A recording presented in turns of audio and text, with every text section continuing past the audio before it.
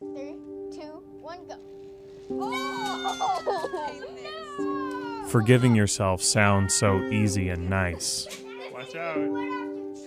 But how does a person actually do that?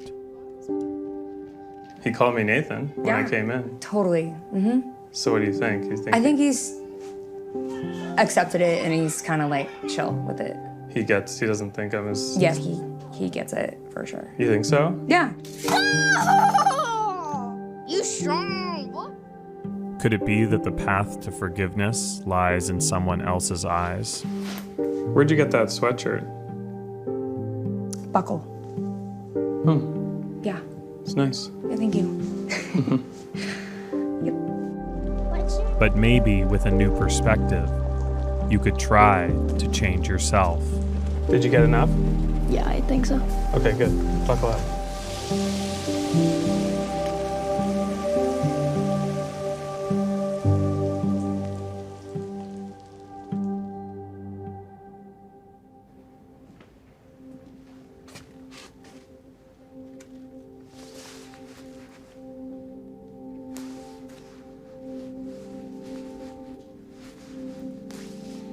Remy? Yeah, Mom?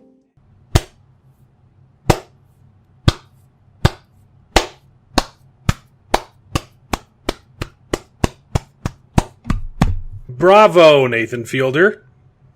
Bravo. Oh, he's technically Mexican and 3/4 American, but for 3 generations he's got that nationality. Great-great-grandpa headed south, whose kids had kids then turned around. It's not what the show's about, but it's why he's Mexican technically. He helps that he was raised in New Mexico, lived in Guadalajara for 2 years, speaks fluent Spanish with a bachelor's degree in language, and makes a mean taquito. The Rehearsal. Episode 6. The finale of season 1. Pretend Daddy is beautiful, heartbreaking, and hilarious. I was saying last time that my concern going into this episode was that there may not be enough material just focusing on Nathan and his pretend son. Because the charm of this show is usually when he's making other people do funny things. But I was so wrong. This finale was fantastic. And I was not expecting any of it. First off, the ridiculousness of the silent birthday party with background extras is just so pristine, so well executed, and so awkward. And that's just the start, because oh boy, Nathan gets a real kid to fall in love with him.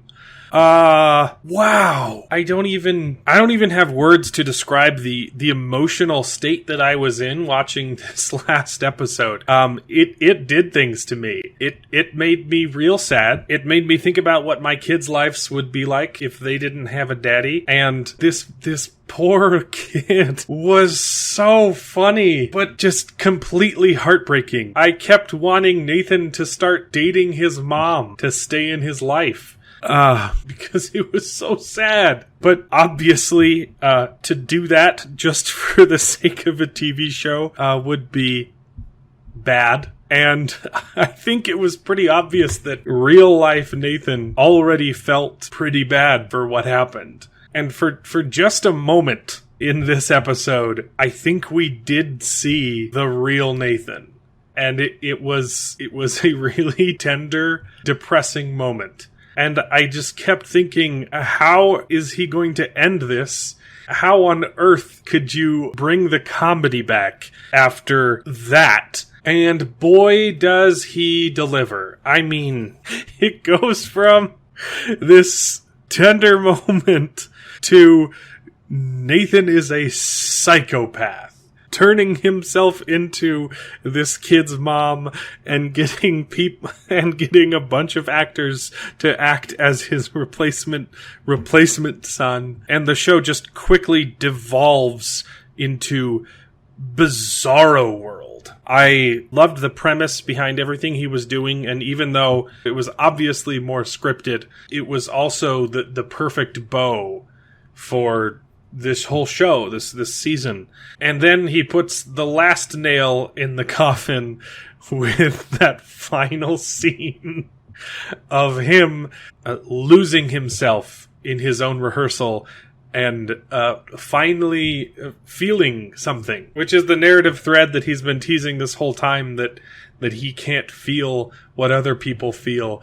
And that moment at the end where he says, "No, I'm your dad, is that last straw of his shattered psyche, which obviously isn't real, but man, it was funny. And it was so well done that I'm at the point where I don't mind the scripted aspect of the show at all. It's entertaining. And it's a super meta analysis of someone doing a show like this and getting lost in the work.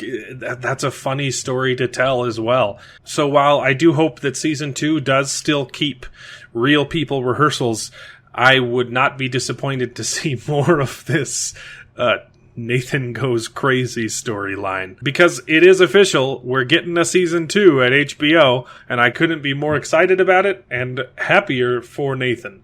Because he deserves this. Another slow clap. He gets 2 slow claps from me this episode, because I have just loved this show, and I hope that everyone else had a good time too. I can't wait to see what he does with season 2 with a similarly large budget but less COVID restrictions. I don't know, this man is a psychopath and could literally do anything, and I would enjoy it. And that's it. That's been I review the rehearsal. Nathan Fielder's The Rehearsal. This is it. This is the last one. It's the last review. It's over, everybody. It's a bittersweet moment, and I celebrated this moment by cleaning up my office downstairs because I finished the construction and it's all cleaned up. Psych. I've been on a green screen this whole time because I decided to do more construction because I'm also crazy. It's still a mess back there. I have not cleaned up, but I tricked all of you, and I felt like that was appropriate for my review of The Rehearsal. You got bamboozled, baby. I've been on a green screen this whole time. I'm really in Oura sipping my ties on the beach. Well, this has been a blast.